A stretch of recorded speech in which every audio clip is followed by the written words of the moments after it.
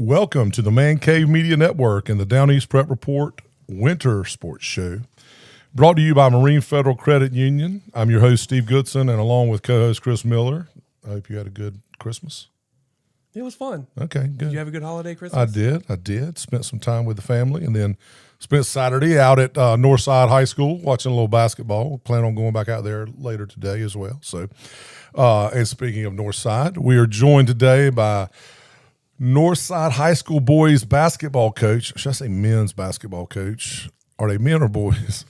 Sometimes depending on what's happening. Depending on what's happening at that time. Basketball coach Tim Foster. This is Tim's first time on the Down East Prep Report show, but I think he's been a guest on Two Men to Six Pack, yes. And you still got reelected as county commissioner. Yes. So that's a well, the big question is, how many titles does he have? He's chairman of the board. We're gonna get into that. Yeah. That's gonna be some questions we're gonna find out about. But and I'm just gonna say it. More importantly, senior standout guard, correct? Peyton Mayhew. So, guys, thank you for joining us today to talk a little bit about Northside basketball. So, appreciate you guys joining us. Good to be here. Good. So, folks, if you're watching for the first time, the winter edition of the sports show, each week we talk to area coaches and standout players, and we'll touch on different storylines from around our local boys and girls high school basketball scene. We'll also throw in some high school wrestling. So, next week, I think it's pretty much confirmed, we have the high school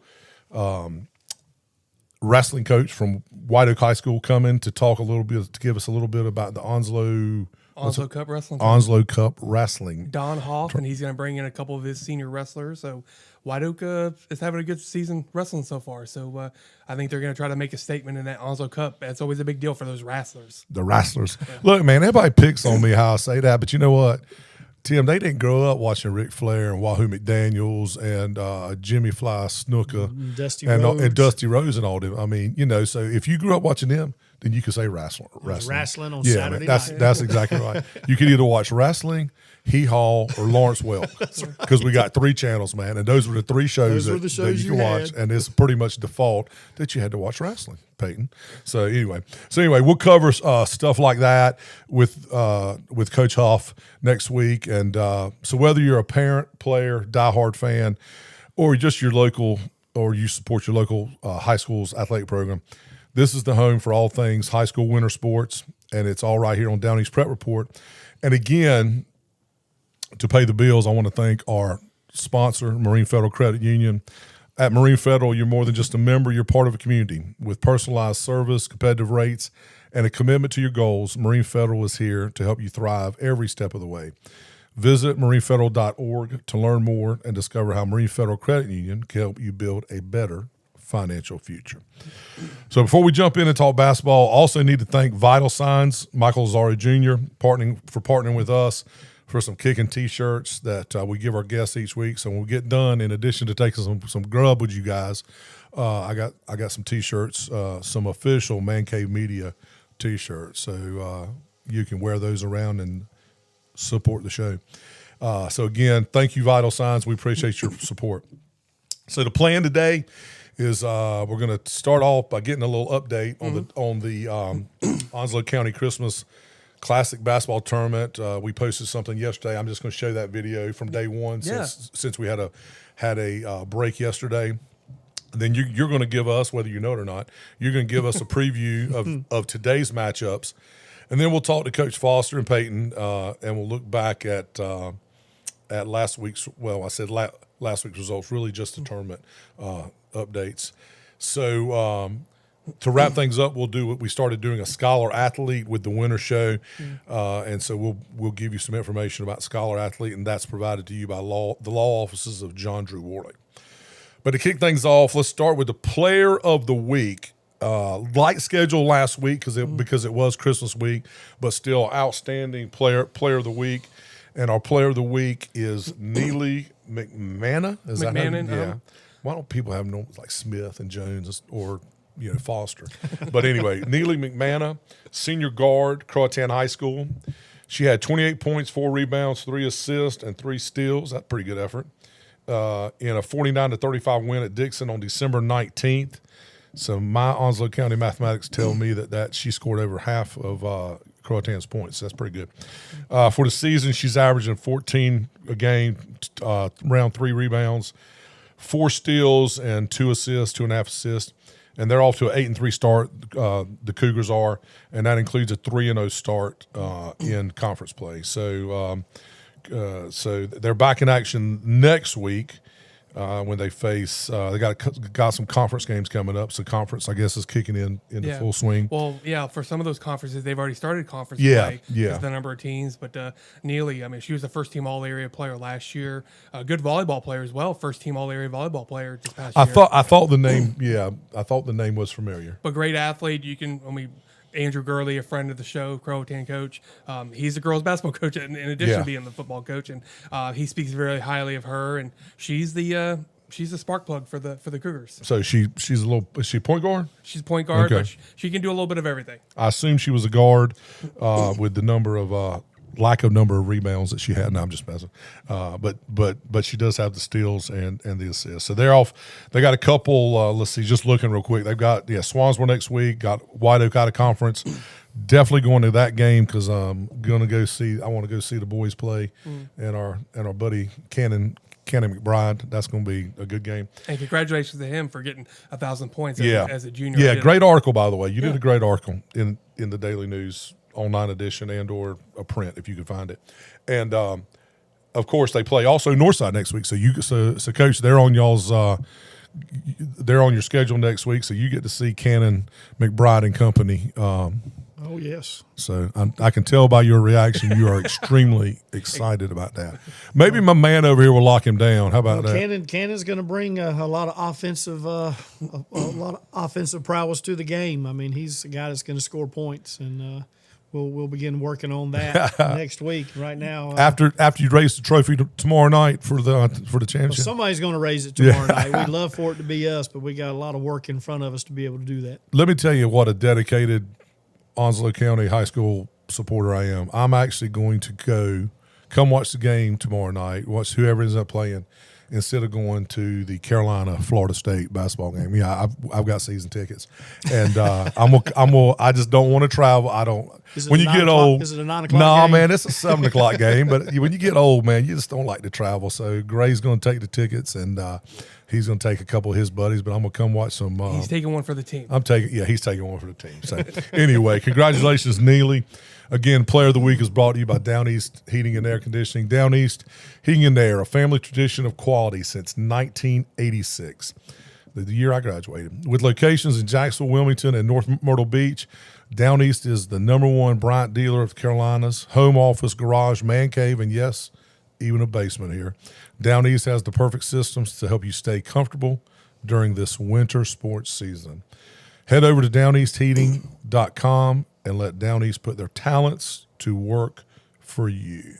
All right, so real quick, I'm going to share with our audience. You guys here will be able to see the video.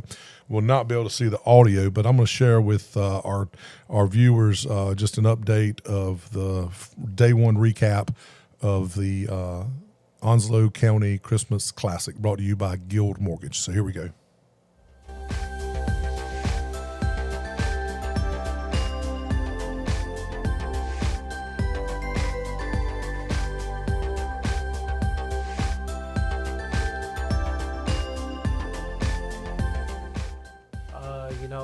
We were getting really sloppy the first half. We came out second half, picked it up. Second quarter, we picked it up too. First quarter, we were getting beat a lot. We got down, got back in the huddle. We all just came back with that energy. So I feel like energy came with the wrong thing to win too.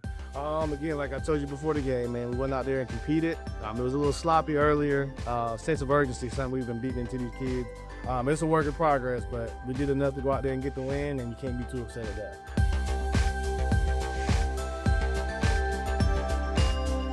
I mean, it means a lot to us, just coming out here and competing against a team every other night is just a good feeling. So, good thing we got that W and the boys, so we happy with that for the day. I think we had a purpose, really want to use So County Classic to kind of springboard us into January and February play, and we've had a good couple practices. But I told them, I said, look, we got to come out ready to play, because I mean anybody in our county can get anyone on any given night. And I thought the guys just from start to finish came out with a purpose, both on the defensive end and the offensive end.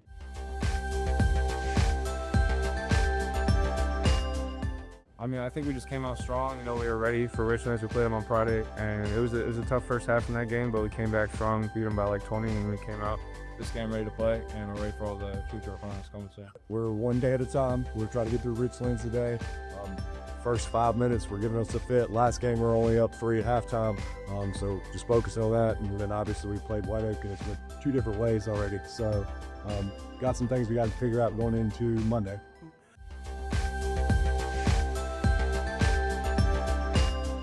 You know, came out halftime, you know, we just had to be aggressive. You know, first half it was a little shaky, but, you know, second half, you know, we came in, locker room, you know, we see what we had to do.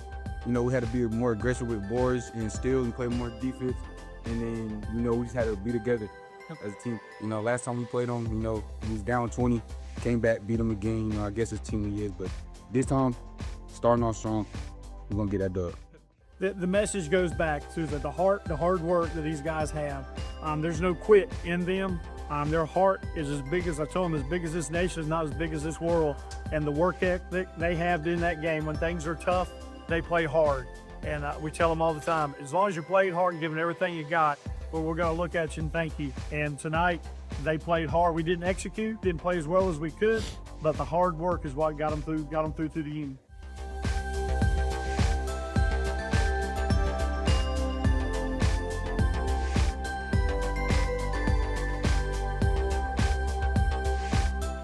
And there you see it. Tim, I got a question off script. Could you talk if they tied your hands? Well, you couldn't talk with your hands. Could you talk? I think so. I think I can pull it off. I couldn't. Can pull it off. Yeah, I couldn't, man. They do move a lot. They move a lot. So there you saw right at the end there, 6 o'clock.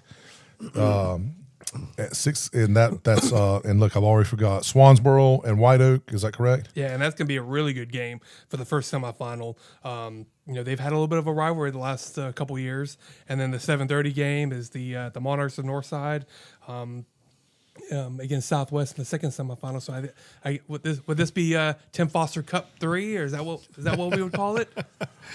This will be the third time we've played them since we come over to Northside. Yeah. And you're 2-0, right? 1-1. 1-1. So we were on the show when we had this show. We took a break last week for the holidays, but we talked to Trevor Harden and his guest Jaden Cooper, I think his name was. We're on here last week and or 2 weeks ago, and we all made predictions, and I'm pretty sure that the 4 teams, we all chose 4 different teams to win, and everybody's still alive. I think everyone had picked. I can't remember. Well, I remember who I picked. Coach, nothing against you, but you know how I roll. I'm sure you picked the Vikings. I picked the Oak. I mean, definitely roll with the Oak.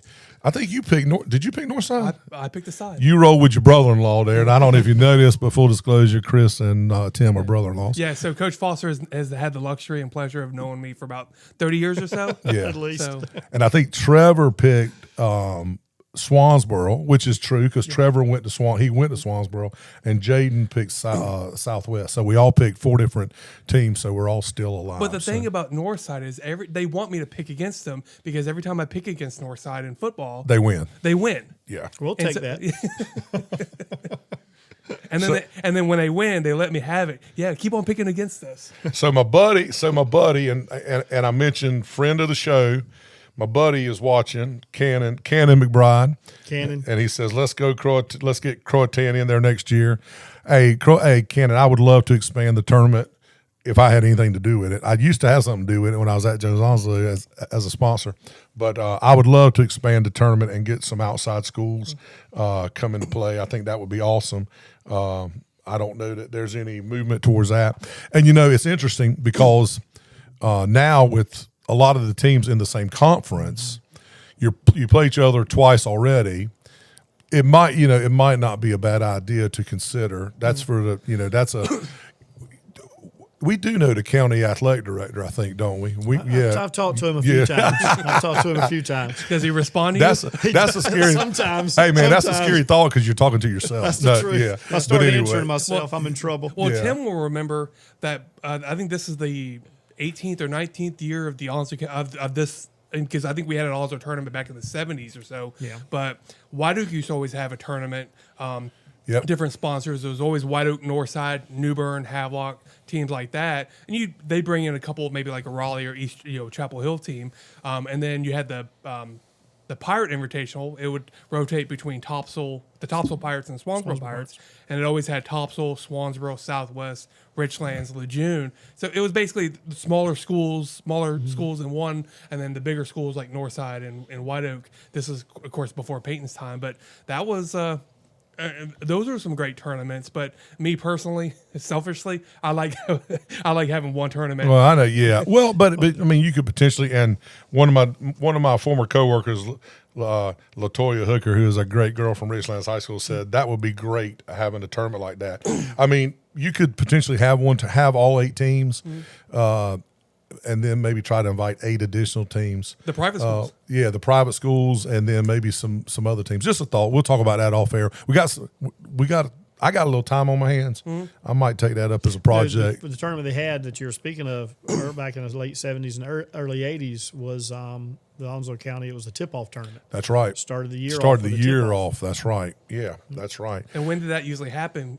During November, December? Back then, I don't remember as much overlap coming into the football playoffs into basketball. So it was always a really big tournament. It was a big tournament to kick off the season. Yeah. Of course, back then you only played. You didn't have as many playoff games, right. And you didn't have as many. You only played 10 games, so football season didn't take that long. Yeah, you expect when they expanded the playoffs to 82 teams per classification to make a little money, that kind of mess things up. But anyway, so are you sticking with your prediction of Northside? I'm calling it right here: White Oak, Northside, tomorrow night in the championship game. Yeah, I'm going to go with Northside. I think y'all got a little bit of a wake-up call. I heard your post-game speech. Dixon played y'all pretty hard. They're a good team. Oh, absolutely. But I'm going to stick with the side so Peyton don't let me down. All right. I'll tell you, Dixon, people have a tendency to want to look past Dixon, and that's a mistake.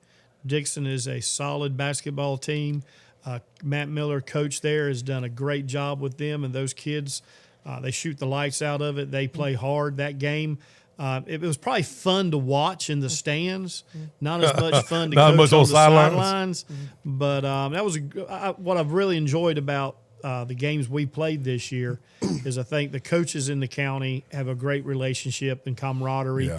And when the players get on the floor, they play hard. Yeah. They get after it. But there's been a lot of quality sportsmanship in those games where they're helping each other off the floor. They're talking junk to each other, but they stay within the realm of the game and then shake hands afterwards. And I think it's been fun. It'd probably be a lot of fun to watch these games, not necessarily coach these games. I know they're fun to play, Peyton. Yeah, they are fun to play. Are they fun to play, man? Yeah, they're fun to play. It's good when you're able to come back and win. Everybody gets hyped. Everybody gets hyped. That's awesome. Are you the one chirping?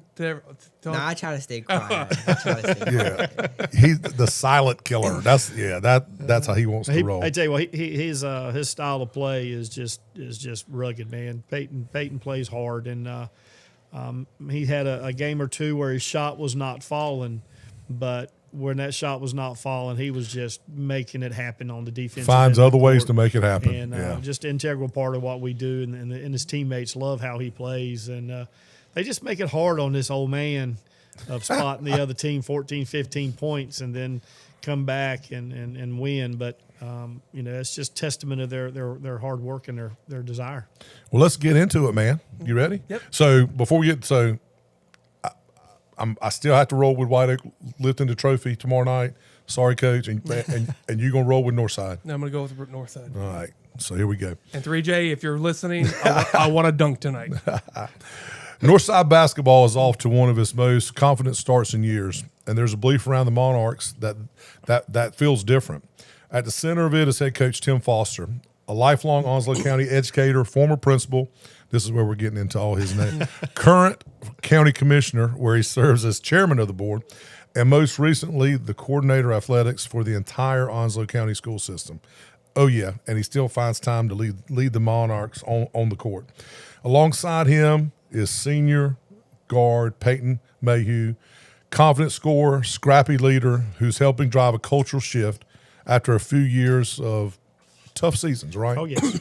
Today, we're going to talk leadership, belief, chemistry, and what happens when a deep football playoff run collides with a basketball season. So here we go. So, Coach, first questions for Tim. First couple questions, and then I'll have some for Peyton, and then we'll mix it in. Coach, you wear a lot of hats: head basketball coach, county commissioner, coordinator of athletics, and I heard through the grapevine that on Thursdays each week you work as a crossing guard. Don't know if that's true or not, but you heard you directing traffic at one of our elementary schools with XY Brown. But anyway, and grandfather. And grandfather. Yeah, absolutely. It's a great title. But seriously, man, why was it important for you to stay on the Northside sidelines through all of these various commitments? It just comes back to what my career has been. I mean, 31 years in the school system, started out teaching, coaching, and work your way to that final goal as the principal. But it's just simply giving back and working. I enjoy the enthusiasm of the youth, and basketball has always been my favorite. Yep. I love it. I coached it at Southwest for about 10 years before I went into administration. And the opportunity at Northside presented itself, and I still think we're young, Steve. I mean, there's only about a year's difference between us. I think we're still young. But it's the opportunity to get out there with these guys and, lead them, give them some guidance along the way. I think Peyton probably gets tired of some of that guidance at times. But it's part of your heart. It's part of your community. And, if you sit around and do nothing, you get old quick. I was going to say, man, keeping around you, I'm sure keeps you young. And keeps you young, man. I love the reference. Clint Eastwood, Toby, can't even think of his last name now. Country music singer. Oh, yeah. Just passed away. He asked Clint Eastwood when Clint Eastwood was about 88, 90 years old. So how do you do it, man? You're still acting, you're still writing, you're still producing.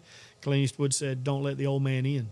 Oh, yeah. And, I remember. And he went on and wrote a song called "Don't Let the Old Man In," which was the last song he performed just weeks or so before he passed away. And that's it. Don't let the old man in. As long as you got something to give to people, get out there and you give it. And then when guys respond to an old man, it makes the old man feel good.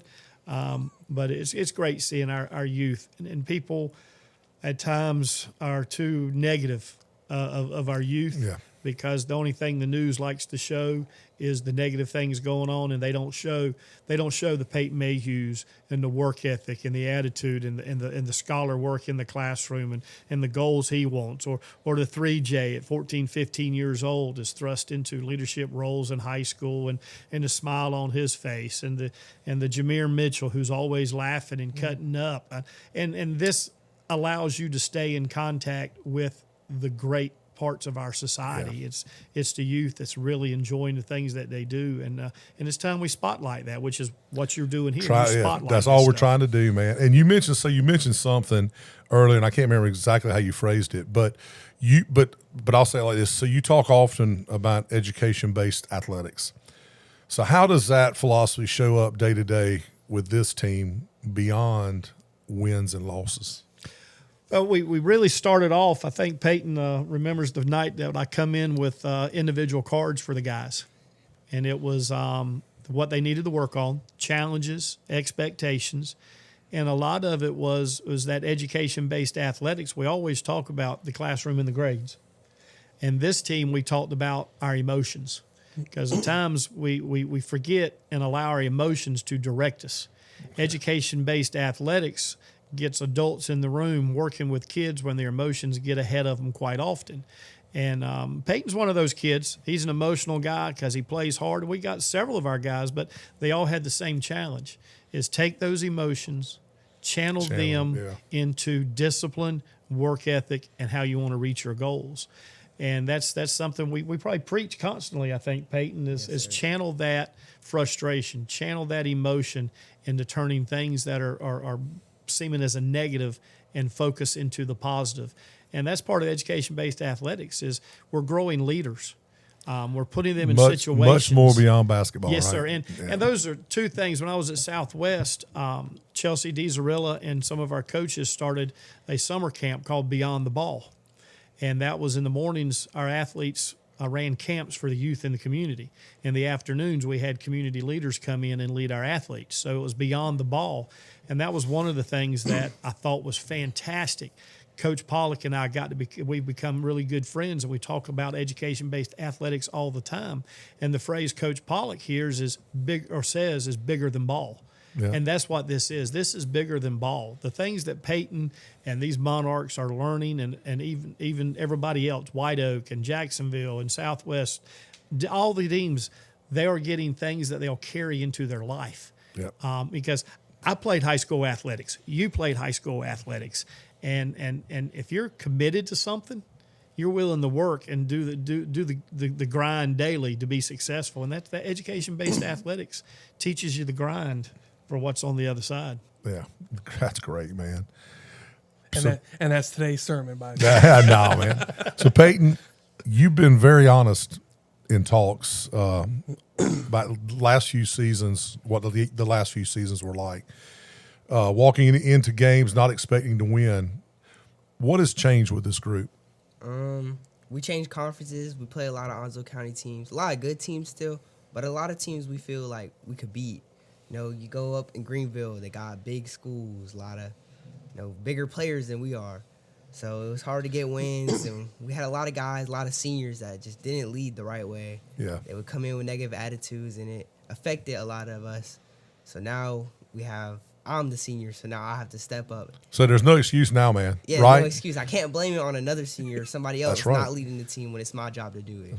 I don't know what it is, but we need to figure out what they're putting into water up in like Pitt County and all. Because I'm just trying to, every now and then the year we'll get a kid here that's maybe 6'6", 6'7", but man, a kid to be 6'9", 6'10", whatever.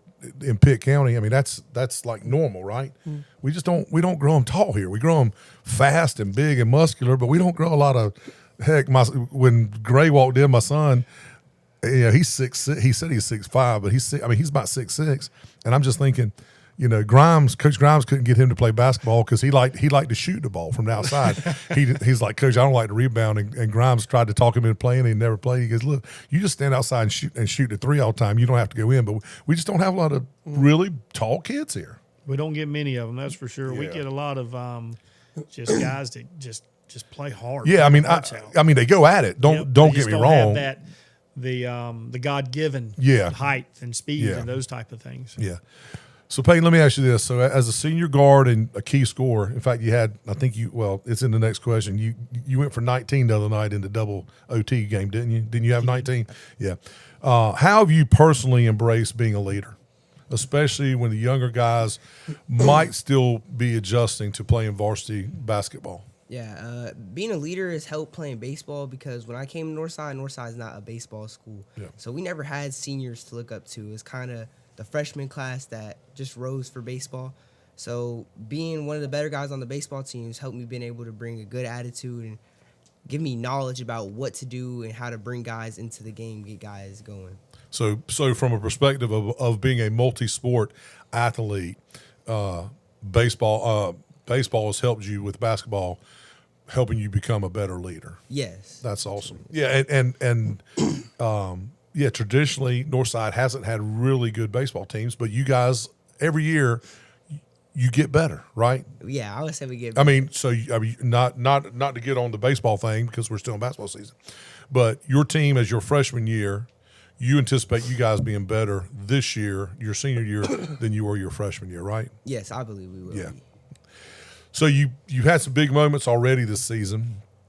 Just mentioned it, double overtime wins this past Saturday night in the opening round of the Christmas tournament. You scored 19 in that win against Dixon. So what's going through your mind, man, in those pressure situations? You come out of half, you're down 14, and there's just a lot of noise in the stands. I try to tune it out, and I try to help my team tune it out. But it's honestly what Coach Foster says. We gotta control our emotions and emotionally get into the game. You know, we come out, we get steals, we score, we take possessions away, we go on a 14-0 run, we're back in the game, and we just gotta make shots. First half, we can never seem to get the shot to fall. In the end, it's all about. Look, you can play great defense, you can rebound well, but in the end, it's all about putting the ball in the basket, right? Because whoever does that more times, 99.9% of the time wins, right? Yeah. And we talked about that after the game Friday. Was y'all kind of, if this makes sense, you created your own momentum. Was the harder you played defense and got those rebounds and loose balls, those shots started to fall. Right. So you did what you could control, and then it kind of led to those shots falling that maybe didn't fall in the first half. That's right. We've talked about our defense. Defense is going to generate or create our offense. And when the ball starts falling, whether it's a layup, a 2-footer, off a steal or whatever, then the ball going in the basket becomes contagious. Mm-hmm. And we are a team that has to really generate our offense on the defensive end, don't you think, Peyton? That is very true. Yep. But man, you got. I mean, I'll just say it outright, man. You guys got a bunch of dogs, man. I mean, you got a bunch of boys that can play, that are athletic, that can play, and if you're, I mean, not getting into this isn't education based. This is just basketball 101.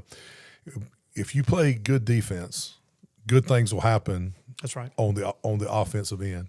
If you get turnovers, you get some layups, you get out on the break, and good things will happen, right?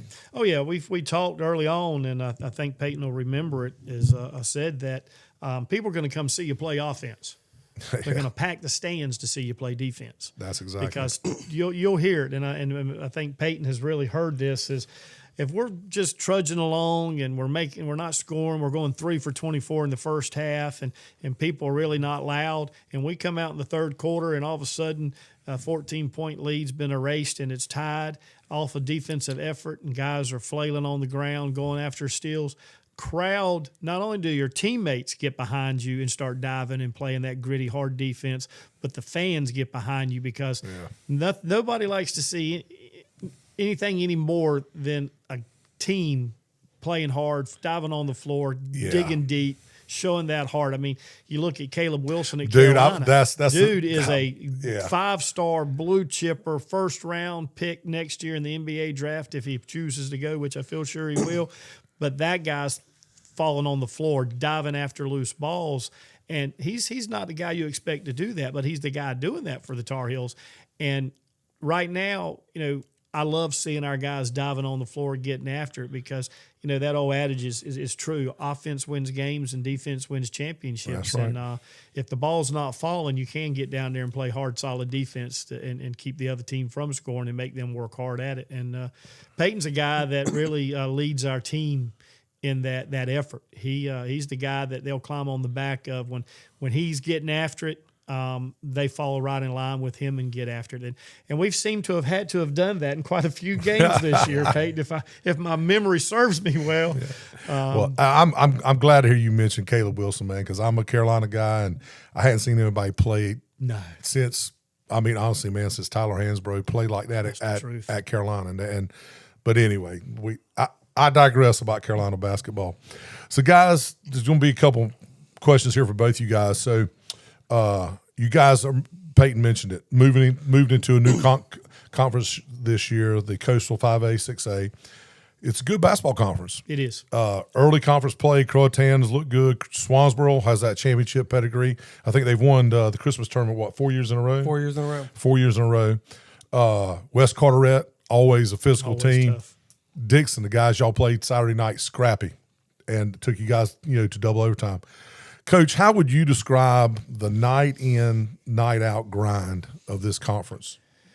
Right now, I think everybody it's up in the air. Everybody, you just look at what's going on. Even if you throw White Oak into the mix, we've played White Oak, and we were fortunate enough to get out of that one with a 3-point lead. Then we turn around, we watch Swansboro split with White Oak in tough ball games, and then the White Oak, really had a great game with them a week or so ago.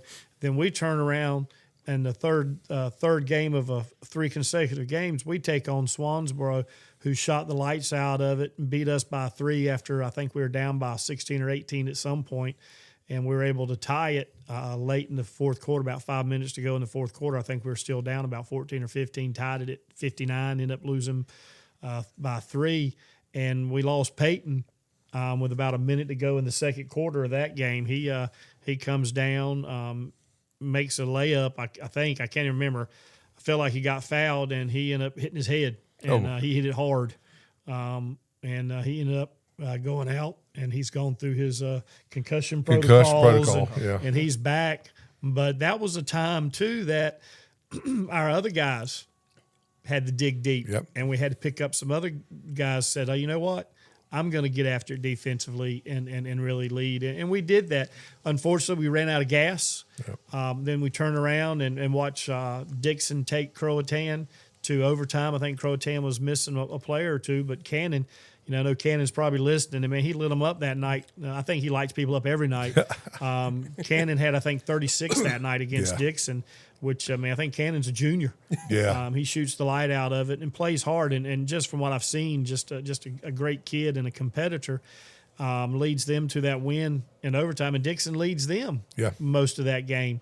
And then we turn around. Dixon sees us in the tournament. We have to go to double overtime to beat them. And 2 weeks ago, we're 1-1 in the conference, and we beat Dixon at Dixon by 12 or 14. Jacorian Taylor didn't play, but he was back on the court with them Saturday night. And what a ball game! And I think that's the way it's going to be. You go to Richlands. I know Richlands, the wins are not showing them, but Richlands they're always scrappy, man. Scrappy. Glenn, Coach Kellum always has them playing. I think Latoya's son there, man.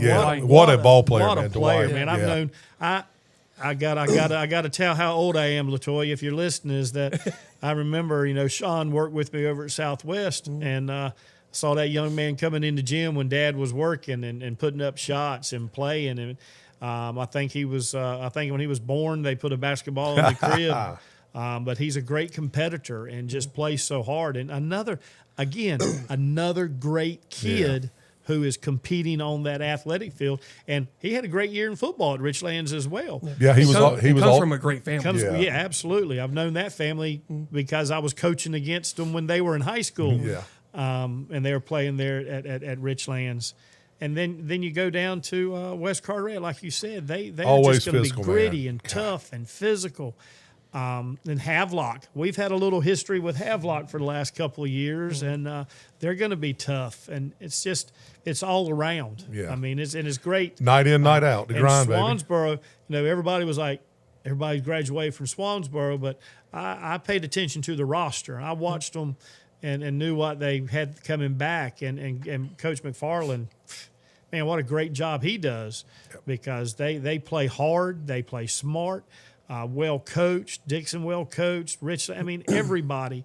It's just, and it's at any given night. Any given night. And I always believe that you can win any game you go play, but when we were going down to play South Central,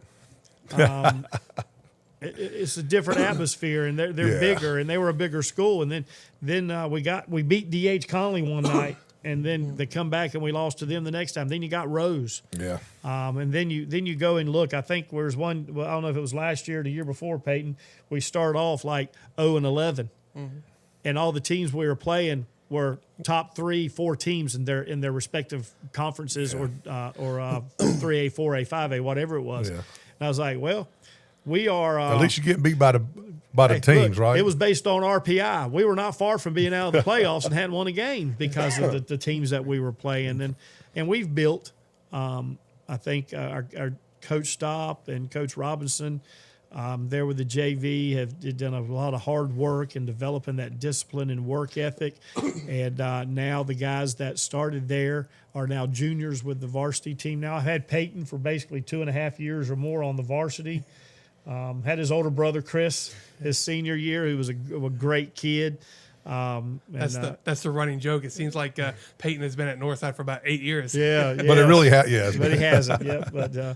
But Peyton's right. Is these games are a lot more competitive, and you got to step on the floor and play with everything you got and make baskets and get stops because everybody can beat everybody. Yeah. So Peyton, let's talk about that. So, and by the way, Latoya is out there watching. She said she was here. So when you do prepare now, the new conference, when you do prepare for teams like Croatan, Swansboro, West Carteret, whomever, what changes? What's going through your mind mentally, physically? What's going on? Because these are conference games. Non-conference games are important, obviously, because they kind of get you prepared, for the year. And now with the new, I'm assuming it transitioned to basketball. It's not just football. The new RPI stuff. It's going to. So non-conference games are important. But when you get in conference, man, and you start that grind, talk to me about what's going on in your head. You know you're gonna play each team twice, so it's hard because like they say, it's any given night. There's a lot of good teams, and every team's kind of equal, well-rounded. But a lot of teams in our conference, they got one guy. Yeah. And I know I'm gonna be guarding the guy, so every night my body goes through a lot. So you the shutdown man. Yeah. All right. But I guard the best player, and it gets tiring. But then, so that gets tiring, and it's hard just trying to do everything at once, and a lot of even teams, and like I said, any given night. So I'm going through here in my mind. So when they play Croatan, he's probably going to be on Cannon. Yeah. When they play White Oak, he's probably going to be on Z Hobbs. Mm-hmm. And who else? Connor at Swansboro. Connor at Swansboro. Noah and Grady at Dixon. Hooker at Richlands. At Richlands. I've got him. Carlos from Southwest. Carlos from Southwest. Well, I don't know. So do you have a nickname? Nah, I wouldn't say so. Well, I'm gonna call him the Glove. I'm gonna give him the nickname the Glove because if they put him on the best offensive player, then he's gonna be on him like a glove, and that's gonna be his nickname. Markdown Mayhew or something like that. No, I'm gonna call him the Glove. I'm gonna see him tonight and call him the Glove. And you know who the original Glove was? Oh yeah, Gary Payton. Gary Payton. Lockdown Gary Payton. Yes, sir. And we credit him for one of those Michael Jordan memes. Oh yeah, that's it. He Yeah. said if I would have played him the entire series, we would have won. That's right. So let's delve into team chemistry a little bit. So the football team, deep playoff run this year. Met several of the players joined the team late. Reginald Gray and a couple other players, and that hadn't happened in the last couple of years. Right. But from a coaching standpoint, what challenges does that create in terms of conditioning, rhythm, installing offense? Because there is, for people who don't know, there is something called basketball legs, and those guys are in shape from football, but it's a different kind of shape, right? It's a different in shape. It's definitely, and the guys that come from football will tell you, that first ball game I think was at Southwest, and they're gassed about the end of the first quarter. They were looking for some boost oxygen from somebody because it is a totally different thing. And the last few years, they've had several practices to get those basketball legs under them, and we talked about it Saturday. Is Northside right now is 6-1. We've had 7 games. We've now had 5. We've had more games than practices as this team. And it's tough because they spent the majority of November with these 8 guys. And they were chomping at the bit to go play a game. But I knew once we started playing games, we had no excuse not to play the next team. Yeah. So we took this team down to Ashley, and we were able to beat Ashley down at Ashley and had really good chemistry. And then practiced for about 2 more weeks. Yeah. And then we got the guys off the football team. And then there was a lot of different things we were doing. So we're having to teach that, some of the aspects of the offense, some of the aspects of the defense, and really get it to gel and start coming together as a team and that culture. And I think Saturday night was a good night. We really embraced each other and battled through some things. And I like to give the guys responsibility. I'll in a timeout, I'll ask them, our ball on the sideline, we'll run our sidelines inbounds. What offensive play or what offensive set do we want to use? Do we think is going to work best? And they'll give it to me. I asked the other night, I mentioned one, and 3 of the 5 guys said, no, we want to run this one. I said, okay, if that's the one you guys think's it, then you let them do it. And you give them some ownership, because one thing's for sure, if Peyton tells me this is what he wants to run, he's going to go out there and do everything within his power to make sure that is successful. And if I tell him, no, let's run this one, he'll run it. He's going to run it. He's going to want it to be successful. But if it goes south, In the back of his mind, he's going to be going, I told Coach we should have ran the other one. And Peyton, when you run that one that's successful, you coming out of court going like, Coach, I told you so, right? Of course. And then I'll give him, he'll run by me every now and then. I'll give him the fist bump in live action of, and we ran a play. I get a little heat every now and then, even from my son, Peyton, that I'll hold off on a timeout and late in the game. And we you pulling a Dean Smith or Roy Williams on? We let that clock get down to about 7-8 seconds. And if you keep it at the 10 to 12, 13 second mark, you can get the ball inbounds and run a set out of the half court offense. But I wanted us to get it on a set play coming out. Of course, Dixon did a great job of fouling us to eat the clock up because we really were going to go into that one with a set play in the half court set. But Dixon eat the clock up a little bit foul, which was super smart on Coach Miller's part. So we ended up burning the timeout to get a sidelines inbounds play.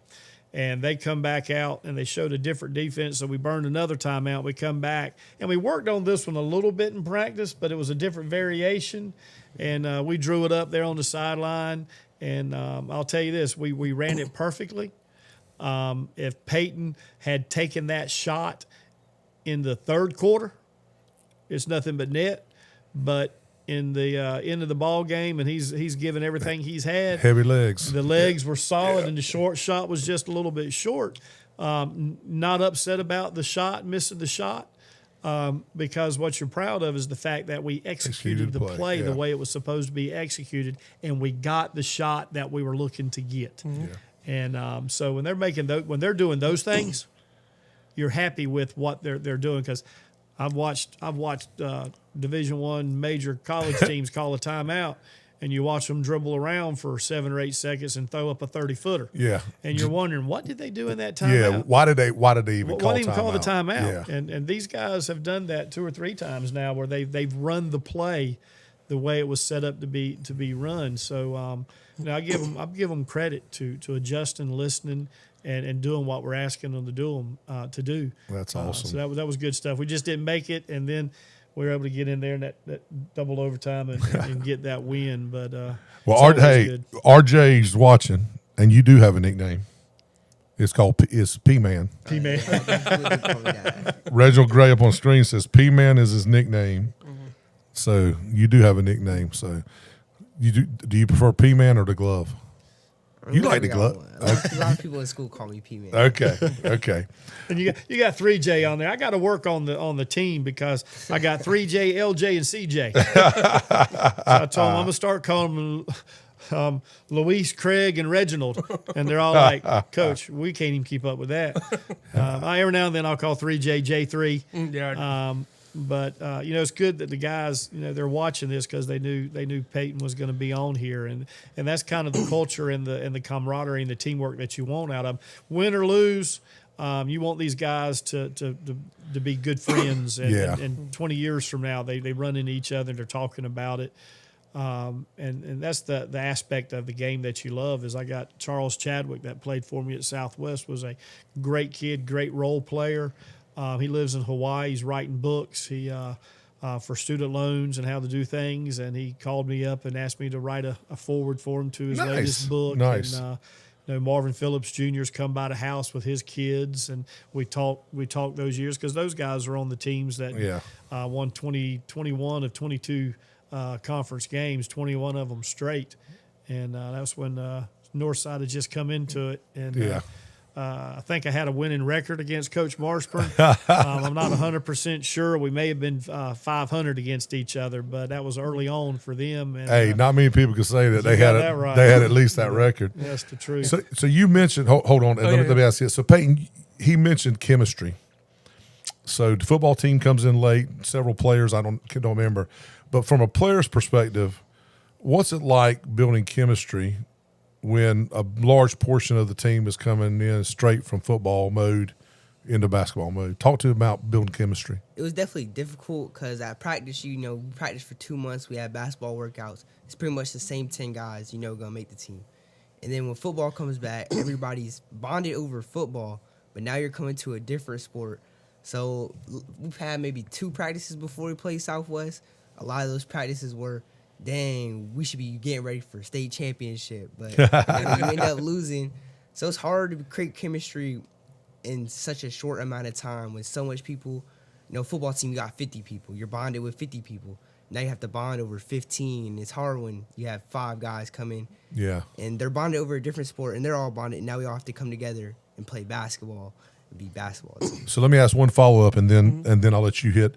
So this Christmas break has actually probably been good for y'all. I know you're playing the tournament, but from that perspective, has it been a kind of a good deal for you to get in a little more practice, and then you practice, and then the carrot at the end of the stick with practice is obviously playing in the tournament. But how important has this Christmas break been to you guys and helping you continue to build that chemistry? It's been very important. We get a lot of good practices. A lot of their bodies are tore up from football. Are so they? This was a great job for them to get good rest and come out prepared. And I still don't think we hit our max chemistry yet. I don't think we came out and gave a team our best effort yet. I think we're still working on that, and I think it will maybe happen tonight, or it'll be bound to come soon. Well, let's hope it happens tonight, not tomorrow. No, I'm just messing with you. I'm just messing with you. You got something for one of them? No, I was just gonna say was Coach was talking about he wants everybody to be friends, and I believe it was the game that y'all beat White Oak in. And after you got done doing the post game talk, I told you who I wanted to talk to. You went back in the locker room and said, "Hey Ruben, hey Peyton, Chris from the Daily News wants to talk to you." And those guys in the locker room, you heard they erupted like, "Yeah!" They were happy that those guys were getting some credit and getting some recognition, being interviewed. And I hate to compare, but that's kind of how Coach Marshburn's teams were. If Zach didn't get interviewed and somebody else, Zach Hobbs and other guys got interviewed, they were more happy that the teammates were getting recognition than they were the other guys. And that says a lot. I mean, when your team is like that, it goes a long way, doesn't it? Oh, it absolutely does. I have not seen the jealousy aspect of anything because we've had 2 or 3 different guys in double figures. They do like to go look at their stats, which, kind of aggravates me at times. Hey, look, but man. That's part of being a kid. Let me being a just tell you, if it don't matter about the stats, then why they keep tracking then why them? they keep them. Why That's they keep exactly them. right. That's right. Isn't that right, Peyton? That's exactly it. right. And they won't. I almost say if I say they don't want their stats, I'm lying. But they do want Northside to win. And the biggest stat they want is that W. They want that right? W, Yeah. and they've said that. Sometimes they've said that to each other. Their shot's not falling, but they're playing hard, solid defense, and they get frustrated. I get frustrated with them. I sit down and we go 4 for 28 in one game in the first half, and we score 14 points. And the frustrating part for me is not that they're not going and running sets and they're running offense and they're playing hard defense. The frustrating part for me is that they weren't able to get the fruits of their labor and their execution because the shots just weren't going. But they are not pointing fingers. Every now and then they'll let their emotions get ahead of them, and they might try to, but they don't. Yeah. They don't point fingers at each other. They get out there and they play hard. And if I call a play they don't like, they still run it. They'll run it to the way they need to run it. But I think that's part of this team. We got a long way to go. We can get a lot better than what we are. But the one thing I'll give them credit for is they step on the court and they play hard. Yeah, and I've got a great follow. I got a great follow up for something for what you just said about getting better. Before I ask you that though, let me ask Peyton. The team you're playing with visibly a lot of confidence, man. I mean, you step out on the court. One of the questions I asked you earlier was when you a couple years ago, 2 years ago, last year. Sometimes you walk down the court, you're like, man, we got to play this team. We're going to lose or whatever. You're walking out on the court like, hey, man, we're going to take it to you guys. Where is that confidence and belief coming from? It just comes from the heart. Like a lot of people say, the one thing you can control is your effort. So some nights I travel, as Coach K loves to say it, my shot's not there. So I can't just be out there a burden to my team thinking, oh, I can't make a shot. Like, then somebody else will have to step up. But, like, for me, it's defense. Defense will bring the game to you. Defense will bring you confidence. Yeah. I get steals, I get confident. I want to go score now when I get steals. I want to go run the floor. I want the ball when I get steals. When I get a stop, I want the ball in return for me getting the stop. So when you guys are playing good and you're confident, your defense is clicking, right? Yeah. Is that's when we click the most, is when we all come together on defense. All right. Now I'm going to follow up with the question I was going to ask you. So you said about getting better. You said you want the team to be better on Sunday than it was on Thursday. I guess that was in an article maybe that you had written. What does better actually look like for this group right now? Better for this group right now is probably not settling for the Steph Curry effect. And that's hard for them. So when you step over to the half court, you're in range. You got it. Is that what you're saying? Okay. I've told them what I say here. The guys have all heard it. I told them, I said, look, y'all mighty confident in your 3-point jump. A lot more confident than I am, and I appreciate your confidence. But we need to hold back, and that's one thing that for us to get better is going to have to be execution and shot selection. A couple of things that we can get to the basket. We like to dance with the ball in the air, when it'd be a lot better if we come in there with a two foot jump stop, pump fake, lay it up, or come in there and dish it off. And we've done that better. We did that better Saturday night than we did the previous week. Hopefully we'll do that better tonight. But Southwest is another good team that's gonna be it's gonna be a heck of a ball game. But those are the part of being better. Executing offensively. So just basically each time you step out on the court, executing better. Yes. Doing, and a lot of times it's the little things. The little things. I tell everybody in life, in anything that you do that you might feel like you're a master at. If you feel that way, you doing the big things are easy. Right. It's the little things that set you apart and make you from being good to great, right? Absolutely. We've got one of our set plays that we run. We run it very well, and we come out the gate after. I think the pregame Saturday night was, guys, we're not going to start shooting threes. We're going to work the ball, move in. Let's get our shot under, and then when those threes open up in the flow of the offense, we'll take those threes. So we called a set play that creates a three. And part of getting better is sort of like football in quarterback and the checkoffs and the checkdowns. We took the first option. There's two more options out of that play. And I blame that on me, because I'd said in my mind, I was like, we're going to go over that set play and the second and third option out of it. That's not the 20-footer. Sure enough, I let them call it. They called that play wide open. I couldn't be mad about the shot, because that's what that set play is, and it was wide open.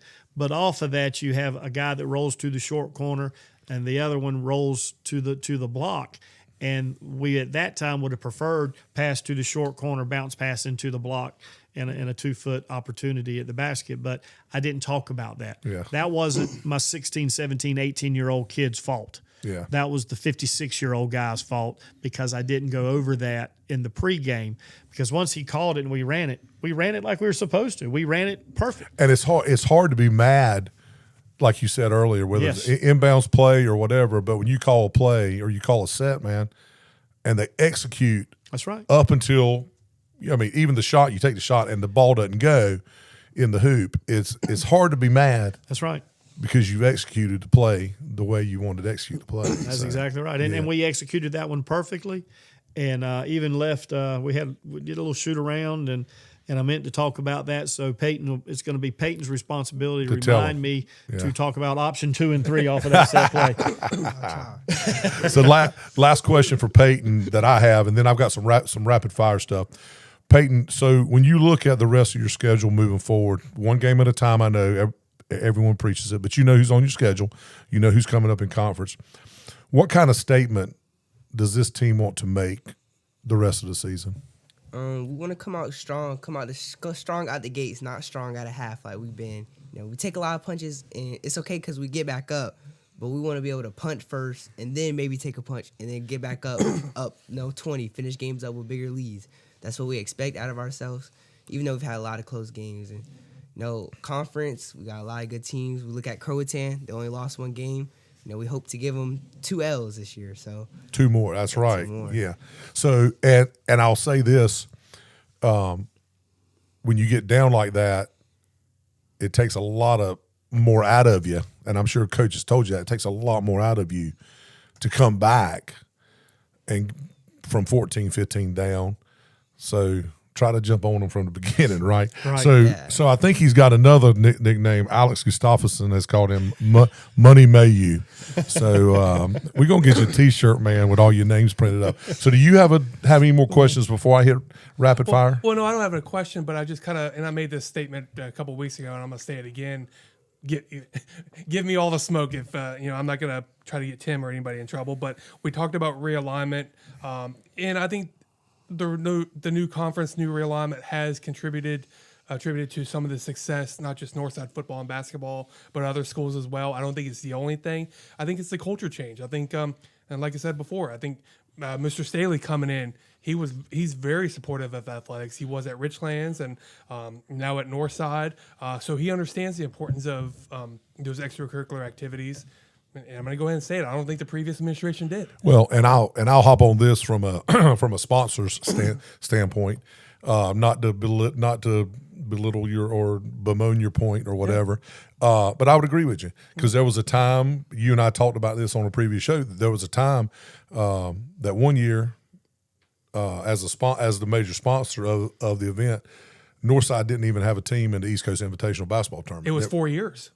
It was 3 or 4 years when Northside wasn't. Okay, I remember one year, but we were host. We had the gym. Jones Onslow, sponsors the tournament, and we were using the gym. But there was obviously several years that they didn't have a team in the tournament, and every other county team, most of the county teams were represented, the ones that were asked to participate, and this was coming off back-to-back state championship. Pretty much, yeah.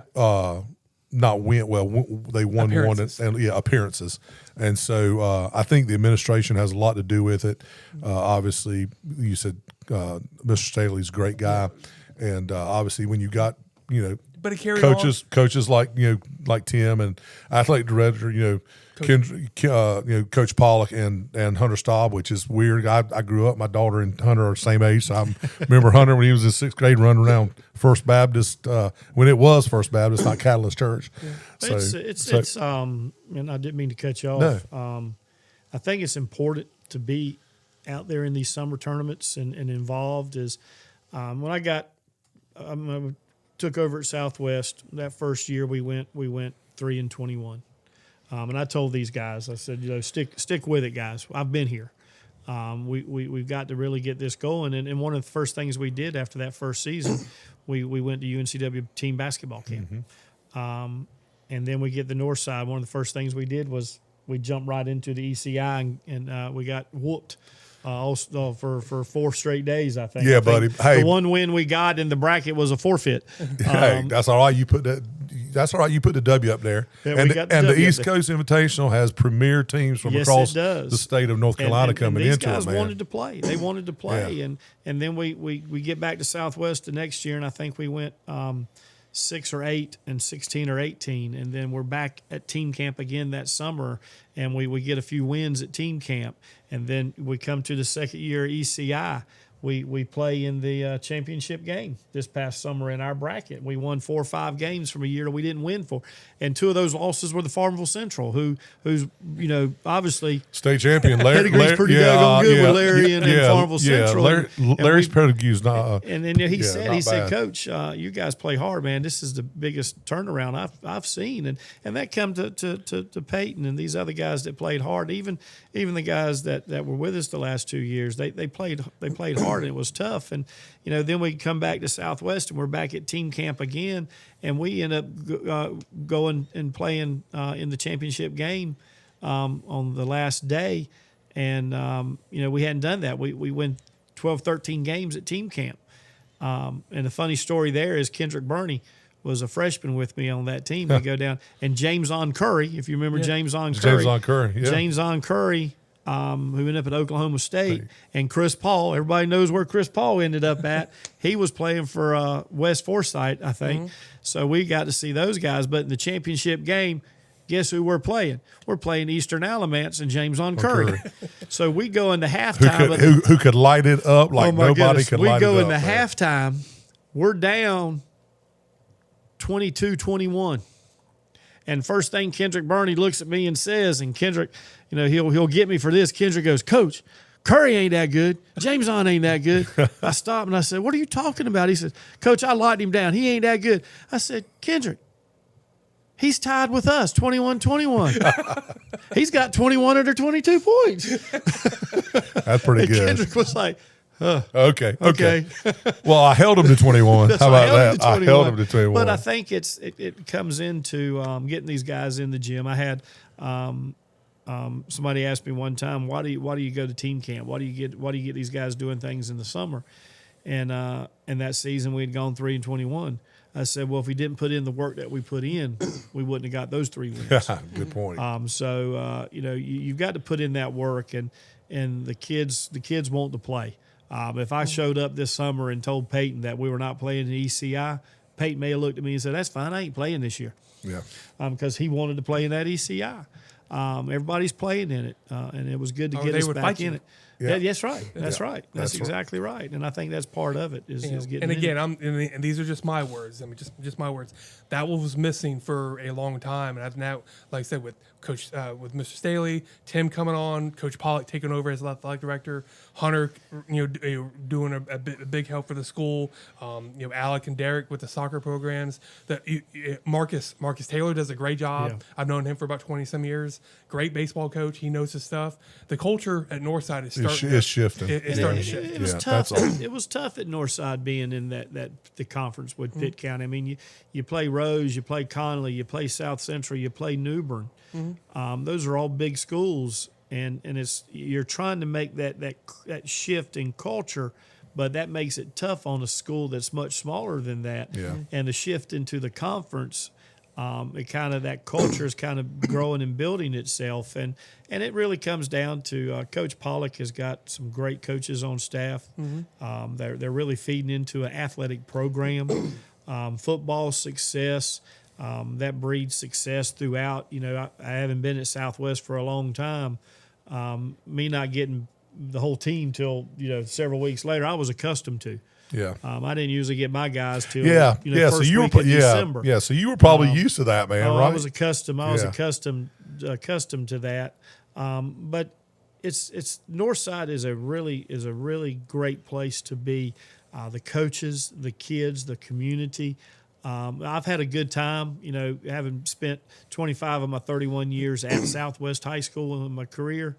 Having the opportunity to come over and work as a part-time assistant principal with Mr. Staley for a year and a half and get to know these kids and work with these kids, and the opportunity to coach basketball again just gets out there and it gets back in your blood. And, I'm probably not as I'm not sure, but I think, they would. I'm not sure that they some of them could have held on to the 25-year-old head basketball coach. But I think this group would have met my challenge. That's awesome. And they work real hard, and I love it. And I tell them it's go out there and play hard, play smart, play together. If you don't win, it's disappointing. And remember, it's always more fun when you win. When you win, that's right. Yeah, it's always more fun. All right, let's get into some rapid fire. So some of these are for both of you. I'll kind of hit y'all up when we go. So I'm going to I'm going to leave the camera on you guys because we'll be going fast here. Peyton, one word to describe this Northside team so far this year. One word. Tough. Gritty. And tough. One habit this team does better now than you did a year ago. Defensive effort. Communication. One strength this year's team will lean on early in the season, or that you have leaned on early in the season. Defense. Coach, most underrated part of Peyton's game. Leadership. Leadership. People don't get his leadership's quiet. Leadership. Peyton, newcomer or teammate the fans should keep an eye on this season. Ruben. Ruben, what's his last name? Laurent. Okay. Something like that. What is he new to the team or just new to varsity? New to varsity. Okay. Teammate fans should know is ready for a breakout. Matthew Smoot. Matthew Smoot. I've heard a lot of good things about that kid. I just want to tell you, another one, Peyton. The teammate who brings the most energy. 3J. Everybody knows that. Coach, I'm going to ask you, the player who brings the most energy. I'm going to say Peyton, but I'll say this. 3J's right on his heels. All right. Yeah. That's great. Both of you, and I'll start with Coach. Your favorite part of this program's identity or culture? Work ethic. Work ethic. Defense again. Defense again. Yeah. All right. And this is how we end all rapid fires, regardless of the sport. And I'll start with Peyton. Northside basketball is fill in the blank. Growing. That's exactly what I was going to say. Growing. Awesome. Yeah. All right, you got some comments, I know. I think we've all established that the athlete at Northside who talks the most junk is a Newt Monroe. Am I right there? Yeah, I've heard about this kid from the all area football show. So he doesn't play basketball, does he? Or does he? He does. Okay. So he has a title for who won the church the most at Northside High School. Okay. So Coach Tim Foster brings decades of leadership and a visionary rooted in education, while Peyton Mayhew and this year's senior class are bringing belief back to Northside basketball. The Monarchs are still building chemistry, still finding their basketball legs, but one thing is clear: they expect to win now. And for Northside, that mindset alone is a game changer. Guys, thank you for joining us, and good luck later today when you take on Southwest High School. Coach, your old stomping grounds for many years. You mentioned that. And that's at 7:30 tonight in the second round of the basketball classic. So thank you guys for that. This segment has been brought to you by Moore Buick GMC. And Moore Buick GMC is more than just selling cars. It's about serving our community. Right here in Jacksonville, Charles Williamson and his folks are proud to support local schools, charities, and events while helping families find their perfect Buick or GMC to fit their lives. From rugged GMC trucks to luxurious Buick SUVs, you'll find a wide selection backed by friendly service you can trust. Whether you're buying, leasing, or servicing your vehicle, you'll always be treated like family. More Buick GMC, driven by community, powered by trust. Visit them today at their location on Highway 17 in Jacksonville or online at morebuickgmc.com. All right, last segment it's time for our Scholar Athlete Spotlight, presented by the law offices of John Drew Worley, where each week we recognize a student athlete in our community who shines on the field, on the court, and in the classroom. These are leaders setting the standards with hard work, talent, and academic excellence. So we're going to pop over, and this week's Scholar Athlete, we mentioned him here. You may be seeing a lot of him tonight, Peyton, is Carlos Pagan Jr., junior guard at Southwest High School. Pagan continues to define what it means to be a true scholar athlete, excelling in the classroom, leading on the court, and representing his community on the international stage. He currently carries a 3.85 GPA, is an honor roll student, and is taking a rigorous academic schedule that includes honors classes. His academic success was a key part of the evaluation process that helped him earn a selection to the Student Athlete World United States, or SOL US, U16, which went on to win the gold medal at the 2025 United World Games in Austria this year. How about that? On the court, Pagan has taken a major step forward his junior season. After 8 games, and these are close because you look at Max Prep, you look here and there, you'll get different things, but these are close. The varsity team captain is averaging 16.5 points, 4.9 rebounds, 4.5 assists, and 2.6 steals per game, showcasing his growth as a scorer, playmaker, and a defensive leader. As a sophomore, he helped Southwest post a 24-4 record, shared conference title, and made a deep run in the playoffs. Well, they lost in was it regional semifinals or finals? I think it was regional semifinals. Semifinals. Northwood, yeah. With his strong work ethic, leadership, and balance between academics and athletics, Pagan plans to attend either a 2-year or 4-year college after graduation with hopes of continuing his basketball career at the next level. So congratulations to you, Carlos, and look forward to watching you play a little basketball tonight against Northside. And I'm sure you'll become up close and personal with the glove, P-Man, Money Mayhew tonight. So this Scholar Athlete Spotlight has been brought to you by the law offices of John Drew Warlick. In Jacksonville and Onslow County, when life changes fast, you need someone who moves just as fast for you. The law offices of John Drew Warlick, 3 generations of trusted local attorneys fighting for folks injured in wrecks or workplace mishaps and handling cases for the seriously injured. They also stand beside families through life's most challenging moments with experience, family law representation. If you've been hurt in a car accident or on the job, don't settle for less than you deserve. Call 910-455-7700 now to schedule a complimentary consultation. The law offices of John Drew Warlick, advocating for the injured, standing up for families, results that matter.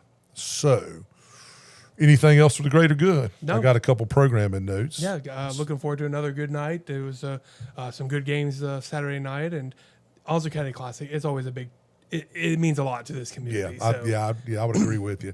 Well, that's going to wrap it for the Down East Prep Report Show, brought to you by Marine Federal Credit Union. A big thank you today to our special guests, Northside High School's Tim Foster and Peyton Mayhew, for some great conversation. And, of course, a big thanks to you, Chris, for your insights on local boys high school basketball season, where it's been, and the tournament. And, again, thank you, Marine Federal, for your sponsorship, and at Marine Federal, where you're more than just a member. You're part of the community. Just a couple programming notes real quick. Next week, we are moving back to our original date and time from the fall show. So this show is being streamed live on Monday. We started at 12 o'clock. Next week, we're going back to Wednesday, January 7th at 12 p.m. Our guest next week, we mentioned earlier, will be White Oak High School wrestling coach Don Hoff. Mm-hmm. We'll talk to the coach about the season so far and preview the upcoming Onslow Cup, which is going to be held on Saturday, January 10th at Southwest High School. And Coach Hoff is bringing a couple senior wrestlers with him. Is that correct? Yep, Robert Alexander is one of them, and he's been a fixture in that program for several years. So, we'll looking forward to having him. And then I think the following week, we're going to have Brandon Monk from Southwest. Brandon Monk from Southwest. That's great. The Monk, that's right. So join us on Sunday, January 4th. That's coming up Sunday, January 4th, for a new 2 Men to 6-Pack show where we'll talk college football playoffs and about how that's shaking out. We've got we've started bringing Preston Kelly on the show with us. Preston's a great kid. Absolutely. Preston's watching right now. Why'd you tell Tim what Preston said? Do what now? I saw it. Oh, tell Coach he's awesome, but I hope we beat them tonight by 50. So anyway, but Preston's a good kid. He'll be on the show with us. He's got his own show, the Preston Kelly Show, doing some really good things. I've been working with him, and I appreciate it. I appreciate his support of this show, and I try to support his show. Reminder to everybody that's watching, we've got 3 all-area shows out there right now. Chris, of course, as part of his duties with the Daily News, does an all-area football, soccer, and volleyball team show. We announced those here after they were released, in the newspaper. We announced them here. Each has its own show. We brought in the player of the year for each one of those. We brought in J.J. Gillette. We brought in Isaiah Benton, and we brought in Kinsey Cave. I remember the last name, Kinsey Cave from East Duplin. So if you guys haven't had a chance to check it out, go out to our YouTube channel. You can just search Man Cave Media NC. That's Man Cave Media NC. You can check out those shows and any of the other shows that we've done in the past. This show, if you happen to not catch all of it. Then the final thing that I want to talk about is next week, we're debuting something we've been talking about, homegrown, real athletes, real stories, big dreams. We want to thank our partner in that endeavor, Jason Flood and Humphrey Heating and Air. They stepped up to be our only sponsor, the big primary sponsor. We didn't need anybody else because they stepped up big to help us with that. And so we're really excited about that. And if you haven't heard or seen what Homegrown is about, I'm going to just play you a real quick clip. So it's about 45 seconds. So for those watching, check this out. They grew up on our fields, on our courts, in our towns. and now they've taken that hometown pride to the college stage. This is Homegrown. Real athletes, real stories, big dreams. Each episode reconnects with former high school standouts who still carry the spirit of their hometown community wherever they go. Unfiltered conversations. Grit, growth, gratitude. Because no matter how far they go, they never forget where it all started. They never forget their roots.